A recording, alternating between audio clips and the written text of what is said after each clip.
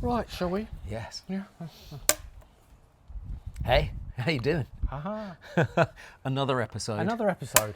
We have had an interesting question in. All right, enough already. Blimey. Give him a toy and he's anybody's. Well, There is an in-joke there. There is an in-joke.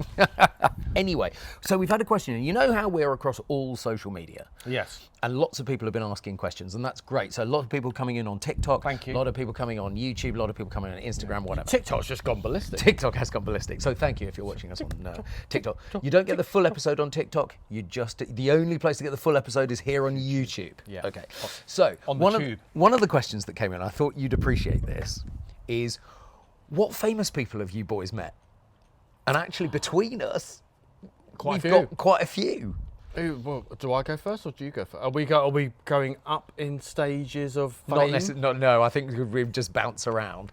I met Take That before they were famous. I met Take That before they were famous as well. And I met Boyzone before they were famous, when Louise Walsh was hawking them around Dublin. It's like, Take That were interesting because when they were a 5-piece band, it was when Gary had that blonde hair. You know, blonde hair, who'd do that? When they were trying to look gay, but they weren't. Yes, exactly. And Robbie was, you could tell that Robbie was the troublemaker, and I think I've mentioned it before, I very nearly stopped the interview. Is disliked by the others. I don't know, I don't think so. I think they just knew that he was trouble. I very nearly stopped the interview that I was doing with them because he you was... interviewed? Oh, yeah, we were in the studio and everything. And he was just being disruptive. And it's like... not so much. But I didn't, and we got through it. Anyway, okay. Yes, so where was Boyzone? Boyzone were in Dublin. I can't remember the name of the pub, but I was there. Used to go to Dublin quite a lot. And because of a boy? No, because it was just a very cheap, at the time it was just a very cheap holiday with cheap flights and everything. And to the point where I actually had an apartment there, and it was just an easy place to go for the weekend. And in the late 80s, early 90s, gay venues were it was the only place to be. There was no internet, there was no... Yeah.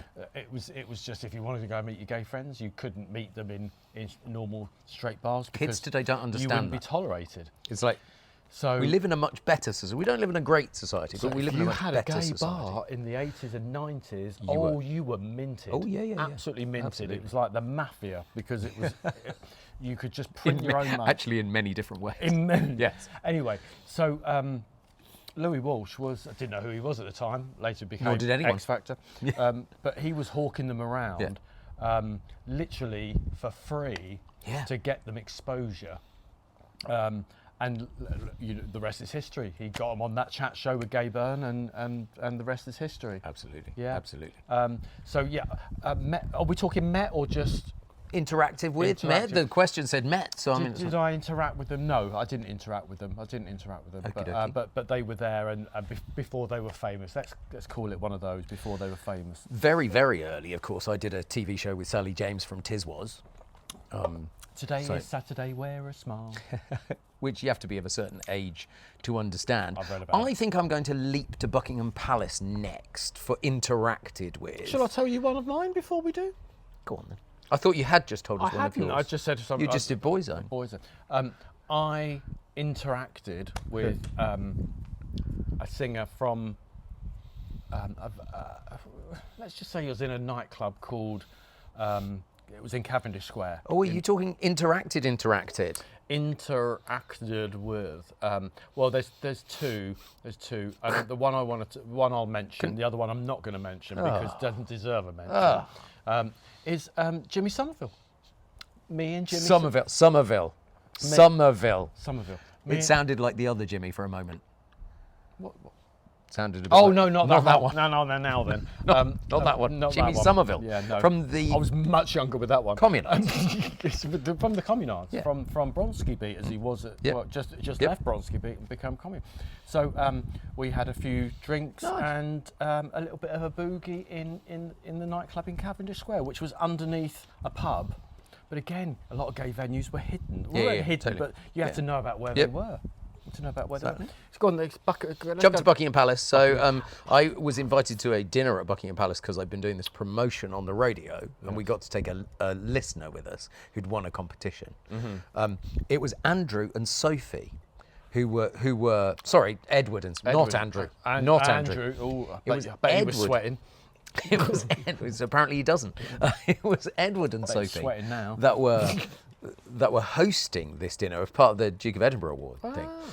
And so he wasn't the Duke of Edinburgh then, was he? No, he wasn't then, but he was doing it for his grandfather, obviously. His father. And it was his father, yeah, just old enough to be his grandfather. Know my history. And it was all very nice. It was all very nice. And we got on a coach at the end of the night, and all these people started bringing these this cutlery out of their sleeves that they'd stolen. And it's like, I imagine that they had a whole new set of cutlery for every dinner that they did. That's clever. I was outraged. I was shocked and outraged. Yeah, I bet you the manufacturers were rubbing their hands every time they had a dinner. I've heard about people stealing toilet rolls and soaps and whatnot from the restrooms. We did it was a good dinner though, and we had a good conversation. I think so at Buckingham Palace. I had a good conversation with Edward. He was a very nice man. And Sophie, of course, famous was for her just time in the corner. But famous for her time with Chris Tarrant as well. Yes, indeed. Yeah. Google it. Sally James. Google it. Google. Exactly. Yeah. Sophie Rhys-Jones with Chris Tarrant. You'll go. If we're staying with royalty. Ooh. Can you tell that story? Are you allowed to tell that? No, not that one. I can't tell that one. There is a story that I know that is so live. It's true, but they would jump on it like a ton of bread. I cannot tell that story on YouTube, but let's just say or anywhere apart from in person. Be careful what you say now. It involved a singer, a prince, not Prince the singer. No. And lots of other people. Yeah, a singer, a royal prince, and several other people. Yeah. And a big breakfast. Yeah, and you met them at the big breakfast, to be fair. Anyway, but beyond that, you can't tell that story. I can't tell that story. Sorry. The other one was I met, and I'm very proud of this one, I met twice Princess Diana. Princess Diana. Yes. And you were a big Diana fan. Well, yes, I haven't been to the wedding in '81. When you say having been to the wedding, you were 11 years old. You weren't like invited, were you? I was 10. Bloody well weren't in 1981. 11. Thank you. Nearly 12. Actually 12. Yeah, I've been 12. yeah. Older than me. Yeah, with my mum, and we camped out overnight on the Mall. Anyway, so I was at the wedding. But years later, she came to open something for Royal Mail. When you were working as a postie? Well, working Kinda, for Royal Mail, yeah. And being of a certain age, and I was like a very young worker for them when you could employ people under 18, and line up to shake hands, and they give you the please don't speak unless you're spoken to, please don't put your hand out, she will talk to you, she will lead the conversation, when she's ready she will say thank you very much and she'll move on to the next person. But Diana, did you go, she's not a queen, love? But she was never one for convention anyway. So she came down the line, shook hands, and then she came to me, and the person that was supposed to be whispering our names into her ear had not got my name. So there was this awkward silence, and in the awkwardness, I put my hand out, and then of course you did. And then I removed it because I thought, oh, sorry. And she put her hand out as I took mine away. So we were doing this little dance of hands. And I love it. And she said, you don't have to shake my hand if you don't want to. I think I just came out with something like, there's a photographer over there, love. If I don't get a picture of you shaking my hand, I won't be able to go home tonight to my mum. So there is a picture somewhere. Did you genuinely call her love? No, ma'am, I can't remember, but I remember her laughing. I wouldn't put it past you if you say, all right, love. All right, love. And I might have done. I did things in there. Quite well do. And then years later, I was in W.H. Smith's in Kensington High Street. Yes. Which is literally 100 metres from the palace. Yes. And it was a Sunday afternoon when you'd go to buy papers. Yeah. And I was at the magazines reading about which newspaper should I get, reading all the other ones that I weren't buying. And it just went very quiet in the store. Ooh. Just went very quiet, and I didn't notice it at the time, but subsequently did. Got in the queue, paid for my newspaper, woman in front of me left, and then everyone went, oh, and I went, what? And I went, the woman in front of you was Princess Diana. What? Why did nobody tell me? I could have shown her the picture of us. We met before. Keep it on my phone. So, No, there was no wow, phone. no phones back then.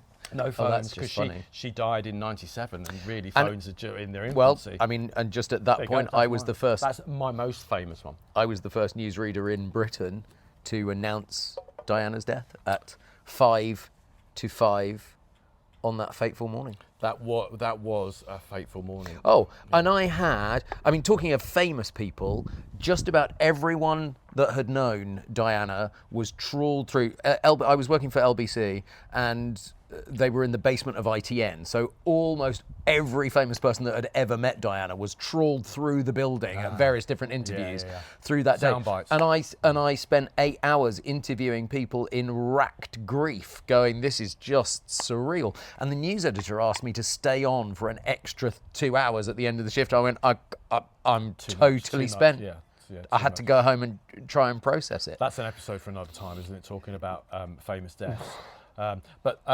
So we got to come down a bit now, because I can't. You can only top Diana. We could stop there. No, you've got to have one more, surely. Rusty Lee. I've met Rusty Lee. Rusty as well. Lee's lovely. And until you hear the laugh in Yes. real life, you can't imagine. Tommy Boyd, Isla Sinclair, worked with both of them. I thought we were talking about famous people. I met Cleo Lane. Cleo Lane. Cleo Lane. Brilliant. Unfortunately, recently passed away. If you haven't checked out Cleo sings Sondheim, it'll be somewhere on YouTube. Well worth doing. Yeah. There you go. There's our. A whip round famous people. No whips. No involved. whips. Apart from in that story that you can't tell. There was no whips in that. There was no whips in that story. Still but can't. there Still would- don't tell the There story. might have been Chief Whip from Parliament getting involved in that one. But if you're a first-time watcher to this, please click like, subscribe, Yeah. like, subscribe. And tell us all about the famous people you've Yes, met. we want to. Put them in the comments. We below. want to We know. will as a- respond. We're just as voyeuristic as you are. Possibly more so. And we'll see you on the next episode.